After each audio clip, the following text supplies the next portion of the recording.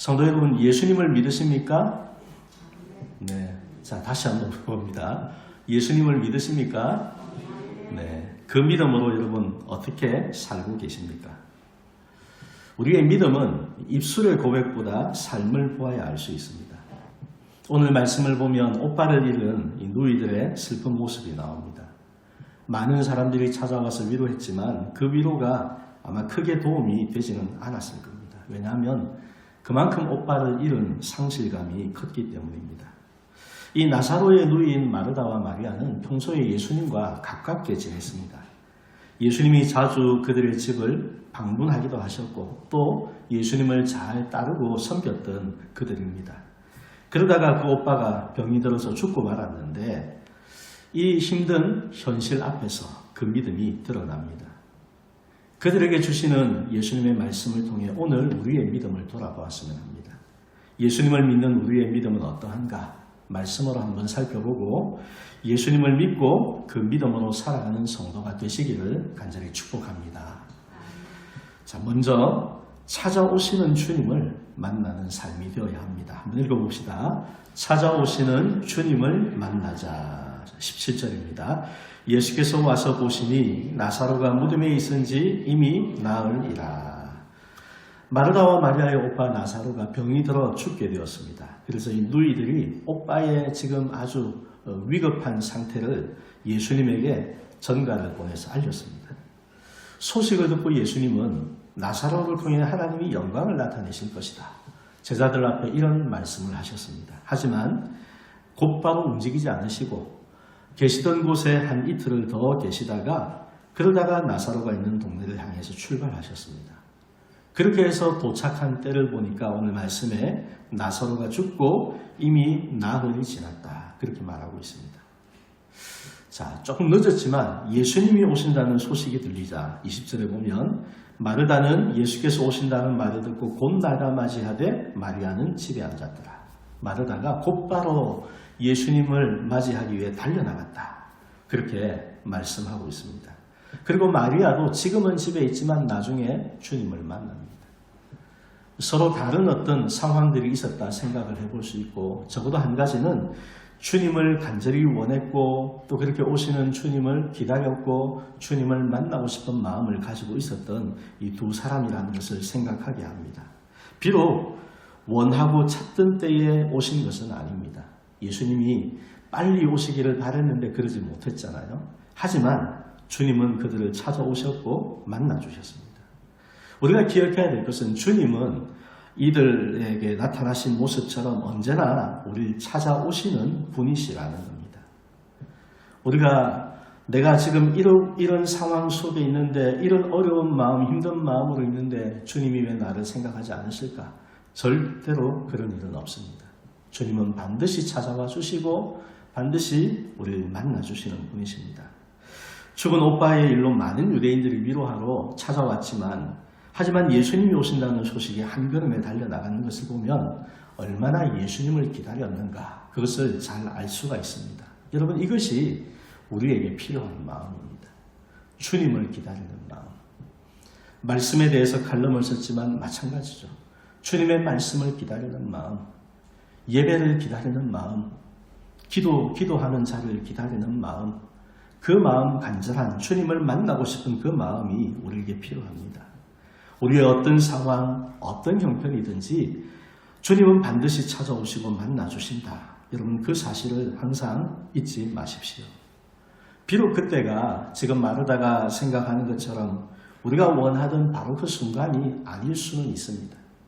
하지만 그때도 우리가 생각해야 될 것은 하나님은 전지전능하신 모든 것을 다 아시는 분이신데 우리에게 가장 좋은 때가 언제인가를 아시기에 그때에 맞추어서 오신다는 겁니다.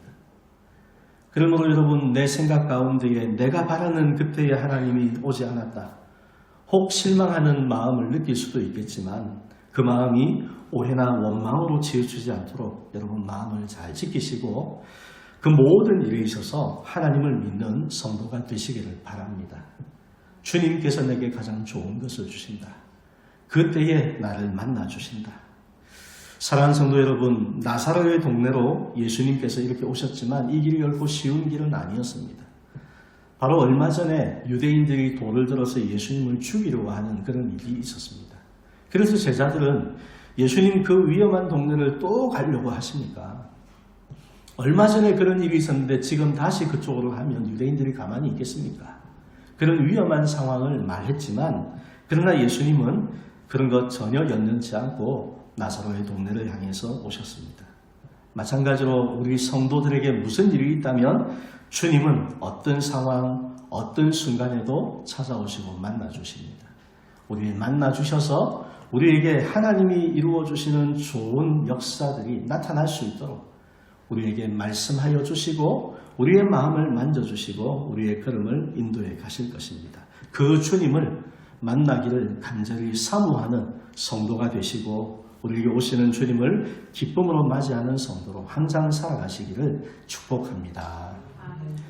두 번째로 부활의 주가 되심을 믿어야 합니다. 한번 읽어봅시다. 부활의 주가 되심을 믿자. 자, 25절입니다. 예수께서 이르시되 나는 부활이요 생명이니 나를 믿는 자는 죽어도 살겠고. 예수님이 오셨다는 소식을 듣고 한 걸음에 달려나가는 마르다의 모습 속에 얼마나 예수님을 기다렸는지를 우리가 보았습니다. 성도인 우리에게 참 필요하고 바람직한 모습입니다. 하지만 처음에 말씀드린 것처럼 현실의 어려움을 딱 만났을 때 그때 우리의 믿음이 보다 뚜렷하게 드러납니다. 마르다는 예수님을 사모하는 마음이 있었고 또 예수님을 잘 섬겼던 사람입니다. 평소에 믿음이 좋았다는 겁니다. 자, 그러나 지금 눈앞에 일어나고 있는 이 고통의 현실, 오빠가 죽어버린 그 현실 앞에서 주님을 향한 자신의 믿음이 어느 정도인가 이것을 보여줍니다. 자, 21절을 한번 읽어보겠습니다. 마르다가 예수께 여짜오되 주께서 여기 계셨더라면 내 오라버니가 죽지 아니하였겠나이다. 주께서 여기 계셨더라면 오빠 나사로가 살아있을 때 그때 계셨더라면 그때 만날 수 있도록 좀 더 빨리 오셨더라면 안타까운 마음이 있죠. 다소 좀 실망스러운 마음이 섞여 있을 수도 있고 그랬다면 오빠가 죽지 않았겠다라고 말하고 있는 겁니다. 예수님에 대한 신뢰가 있습니다. 그러나 그 신뢰는 어떤 것입니까? 병든 사람을 고쳐줄 수 있는 예수님의 치유의 능력을 믿은 겁니다. 살아있는 사람, 아직 살아있고 그래서 아직 기회가 남아있다 생각되는 그 사람에게 예수님이 치료하시는 능력이 있으시다. 이 믿음을 가지고 예수님을 바라본 겁니다. 그러면 지금은 어떻습니까? 이미 오빠가 죽어버렸기 때문에 예수님도 어찌할 수 없다. 그렇게 생각하는 믿음인 겁니다. 자, 그 다음에 22절을 한번 보시겠습니다. 그러나 나는 이제라도 주께서 무엇이든지 하나님께 구하시는 것을 하나님이 주실 줄을 아나이다.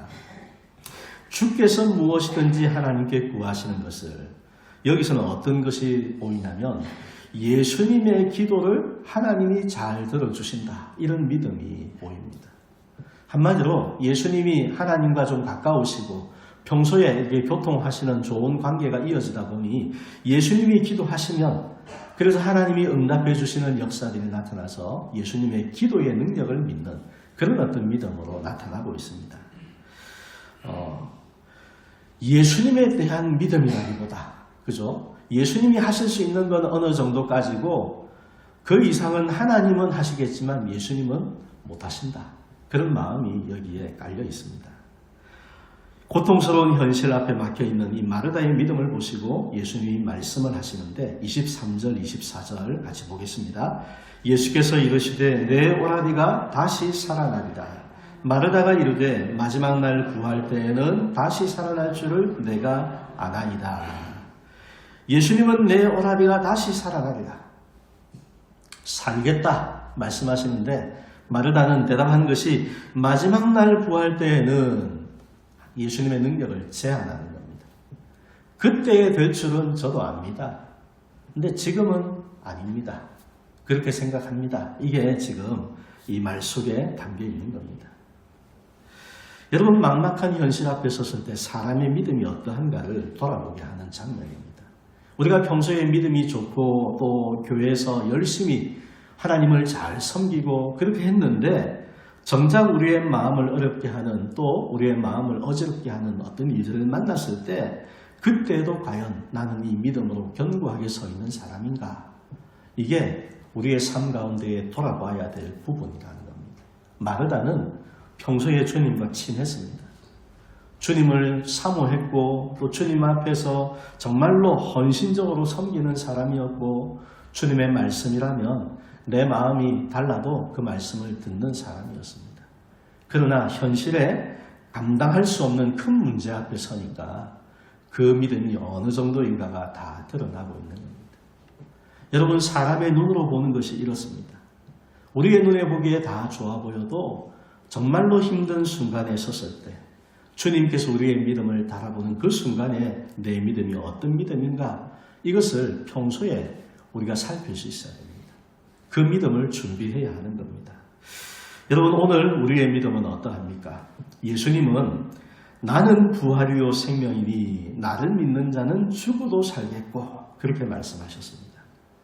한번 생각해 보십시다. 누가 자기 자신을 가리켜서 내가 곧 부활이다, 내가 곧 생명이다 그렇게 말할 수 있습니까? 나는 부활이라는 건 나와 부활은 같다, 나와 생명은 같다 그 말이잖아요. 그렇게 말할 수 있으려면 어떤 능력이 있어야 됩니까? 부활에 대해서 어떻게든지 할 수 있는 능력이 있어야 됩니다. 생명에 대해서 그걸 이렇게 좌지우지할 수 있는 능력이 있어야 됩니다. 그런 능력이 있는 분만 이런 말을 할 수 있는데 예수님이 자신을 가리켜서 말씀하신 겁니다. 내가 곧 부활이고 내가 곧 생명이다. 그 모든 것을 직접 다스리는 분이시다. 주님의 입으로 선포하고 계시는 겁니다. 이렇게 선포하시는 이유는 무엇입니까? 마르다가 세상이 그러한 주님이신 줄은 믿지 못하고 있기 때문입니다. 저와 여러분에게 예수님이 이 말씀을 하시는 것을 여러분 귀담아 들어보시기 바랍니다. 나는 부활이요 생명이니. 주님께서 우리에게 그렇게 말씀하셨을 때 부활이신 주님, 생명이신 주님, 그것의 주인 되신 주님으로 믿는 믿음을 가지고 살고 있는가? 우리의 마음을 돌아보는 겁니다. 사람은 누구나 한번 세상을 떠납니다. 그런데 성도들이 세상을 떠날 때, 세상을 살다가 떠날 때 그 모습을 바라볼 때 우리의 눈으로 보기에는 죽은 것입니다. 그렇죠? 죽었습니다. 그런데 그 다음에 어떻게 되는지 눈으로 확인할 길은 없지만 하지만 부활이신 주님이 그를 다시 살리시고 주님과 함께 살게 하신다는 것을 여러분 믿으시기를 바랍니다. 우리의 눈에는 그 사람은 죽은 사람입니다. 우리 곁을 떠나가서 안 보이는 사람입니다. 그러나 나는 부활이요 선포하신 주님께서 다시 살리셨고 그래서 주님과 함께 있게 하신다. 이것이 성도의 믿음입니다. 세상 사람들은 죽은 이후에 그 세계에 대해서 믿음이 사실은 없죠. 확신이 없죠.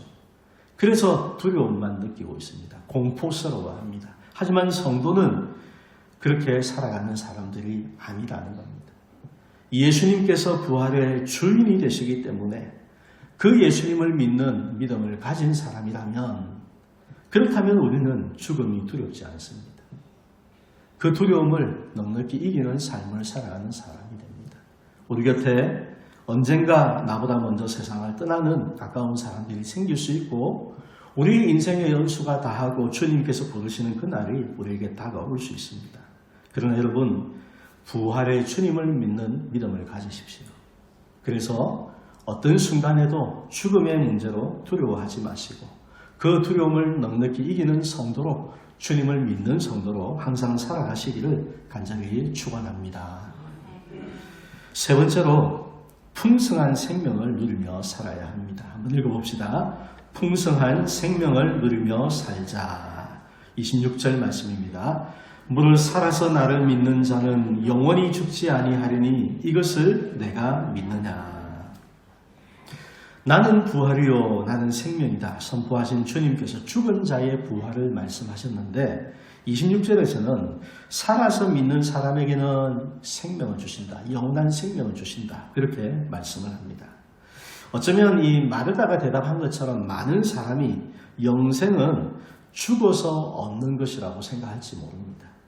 세상에서 믿음을 가지고 살다가 죽은 다음에 언젠가 천국에 가게 되면 그때부터 하나님이 주시는 영생을 누리게 된다. 그렇게 생각하는 겁니다. 하지만 예수님의 말씀은 다르죠. 살아서 나를 믿는 자는 영원히 죽지 아니하리니. 그건 무슨 말입니까? 이미 그에게 영생이 있도록 갔다는 겁니다. 그게 영원히 죽지 않는다는 뜻의 말의 의미입니다. 이미 그에게 영생이 들어갔다. 몸은 죽겠죠. 몸은 죽겠죠. 그러나 하나님께서 우리에게 주신 영생이 이미 우리 안에 있어서 그 영생의 삶이 우리에게는 이미 시작이 되었다. 이렇게 주님이 말씀하시는 겁니다. 어떤 사람에게요? 우리의 마음 가운데에 온전한 믿음을 가지는 사람. 주님에 대해서 온전한 믿음을 가지는 그 순간에 그때부터 이미 영생을 누리게 하신다는 겁니다. 여러분, 이것이 성도의 삶입니다. 세상을 사는 성도가 온갖 죽을 상을 하며 살아가는 것은 이러한 믿음의 하나님의 약속을 누리지 못하는 삶이라고 볼 수 있습니다. 물론 힘든 일들이 있죠. 그러나 성도의 삶은 다릅니다. 왜? 우리에게 있는 믿음으로 하나님이 우리에게 주신 것을 받은 것이 있기 때문에 그 생명을 받아서 지금 가지고 있는 사람이라면 사는 모습이 다르다는 겁니다. 예수님이 세상에 오신 이유를 말씀하시는 말씀이 있는데 요한복음 10장 10절을 한번 읽어보시겠습니다. 요한복음 10장 10절입니다. 말씀 같이 읽어보겠습니다. 도둑이 오는 것은 도둑질하고 죽이고 멸망시키려는 것뿐이요 내가 온 것은 양으로 생명을 얻게 하고 더 풍성히 얻게 하려는 것이라. 예수님이 오신 이유는 생명을 주기 위해 오셨습니다. 어떻게 생명을 주셨습니까? 자기의 생명을 주심으로 생명이 없던 우리에게, 살 가망이 없던 우리에게 생명을 주셨습니다. 그리고 더 풍성한 생명을 얻게 하신다고 말씀합니다. 여러분, 이 일을 위해 주님이 세상에 오셨습니다. 그리고 지금도 주님이 우리를 찾아오십니다. 더 풍성한 생명을 얻게 하려고. 근데 어떤 사람이 그것을 누리겠습니까? 주님을 믿는 사람, 주님을 간절히 사모하고 주님을 만나는 사람, 그런 삶을 살아가는 사람에게 이 생명의 풍성함을 더해 주시는 겁니다. 그럴 때 진정한 성도의 삶이 열리는 겁니다. 그래서 예수님을 믿는 성도는 지금 풍성한 생명을 누리며 살아가야 되는데 그러기 위해서 먼저 필요한 것이 믿음의 고백입니다. 온전한 믿음의 고백이 있어야 됩니다. 자, 26절에 살아서 믿는 자에게 영원한 생명을 주신다 말씀하시고 이것을 내가 믿느냐 그렇게 물으셨는데 27절에 마르다가 예수님에게 대답합니다. 읽어봅시다. 이르되 주여 그러하매다. 주는 그리스도시요 세상에 오시는 하나님의 아들이신 줄 내가 믿나이다. 그리스도는 메시아입니다. 메시아는 구원자죠. 하나님이 세상의 구원을 위해서 보내시겠다 약속하신 한 분, 바로 그분, 예수님이 바로 그 메시아, 우리의 세상의 구원자이시다. 내가 믿습니다. 하나님의 아들이라는 고백은 무슨 말이겠습니까? 당신이 하나님이십니다. 내가 그걸 믿습니다. 앞서서 마르다의 말은 예수님에 대해서 하나님으로 믿는 믿음 같지는 않았습니다. 예수님의 능력을 제한하고 있었고 지금은 뭐 하실 수 있는 게 없을 것 같다 생각을 했는데 그런데 예수님의 선포의 말씀을 듣고 예수님이 믿음을 물어보셨을 때는 이제는 이러한 믿음의 고백을 했습니다. 여러분, 이 고백이 우리의 믿음의 고백이 되시기를 축원합니다. 우리가 살아가는 어떤 순간에도 우리가 인상을 찡그리게 만드는 그 순간에도 여러분 이 믿음의 고백을 가진 성도로서 하나님이 주시는 풍성한 생명을 누리는 성도가 될 수 있어야 됩니다. 세상 사람들은 그런 게 없으니까 뭐 안 좋은 일이 있으면 안 좋은 표시 다 내고 우리가 볼 때 성도의 삶을 생각해 본다면 전혀 덕스럽지 못한 그와 같은 일들을 아무렇지 않게 행하고 그죠? 싸우기도 하고 다른 사람에게 막 저주를 퍼붓기도 하고 악담을 하기도 하고 말이나 생각이나 행실에 있어서 선한 것이 별로 보이지 않는 그런 삶을 살아가는데 그것은 그 속에 이 생명이 없기 때문입니다. 그러나 예수님을 믿는 사람에게는, 성도에게는 마음에 그 생명이 있고 우리의 생각과 말 속에 그 생명이 있고 우리의 생활 속에도 그 생명이 있는 것입니다. 사랑하는 성도 여러분, 부활과 생명이신 주님을 믿는 믿음을 가지는 성도가 되시기를 바랍니다. 그래서 주님이 약속하신 그 풍성한 생명을 날마다 얻고 더 얻어 살아가는 삶이 되시기를 바랍니다. 우리 안에서 모든 부정적인 생각을 떨쳐버리십시오. 원망하는 마음, 불평하는 마음 버리시고 나쁜 말, 못된 행실도 다 버리시기를 바랍니다. 주님이 주시는 생명이 우리 안에 있다면 그 생명이 있는 증거는 감사와 기쁨의 모습으로 나타나게 될 것이고 축복의 말들과 선한 행실로 나타나게 될 겁니다. 여러분, 그렇게 살아갈 때 어떻게 됩니까? 우리의 삶으로 하나님을 드러내는 성도가 되는 겁니다. 그건 생각으로 되는 게 아닙니다. 구호로 되는 것이 아닙니다. 우리의 표어로 정해도 그냥 표어로 정했기 때문에 되는 게 아닙니다. 내 속에 예수님을 부활이요 생명이신 주님으로 믿는 온전한 믿음이 있고 그 믿음의 결과로 주님이 주시는 생명을 내가 날마다 주님을 사모하고 주님을 만나면 날마다 주시는 생명을 공급받는 삶을 살아갈 때 그때 우리의 삶으로 하나님을 드러내는 성도가 되고 교회가 되는 겁니다. 여러분, 그리할 수 있도록 주님을 간절히 사모하시고 온전한 믿음 가운데에 날마다 살아갈 수 있도록 힘쓰시고 마음속에 있는 모든 나쁜 것, 우리의 삶의 나쁜 것, 죄, 그 모든 것들 다 끊어버리시고 주님이 주시는 풍성한 생명을 믿는 성도로 살아가시기를 바랍니다. 세상은 두려움이 가득한 삶이 될지 모르지만 성도에게는 주님이 주시는 풍성한 생명이 있기 때문에 우리의 삶이 때로 연약해지고 또 우리의 연수가 다하여 가는 것 같을지라도 주님이 주시는 역사 속에서 담대한 믿음을 가지고 살고 더욱 천국을 소망하며 살고 나의 약함 속에서도 하나님이 주시는 풍성함을 사람들에게 보여줄 수 있는 그런 삶이 성도의 삶입니다. 이 한 주간 이 마음을 항상 간직하시고 우리의 삶으로 하나님이 주신 생명을 증거하는 복된 성도가 되시기를 주님의 이름으로 축복합니다.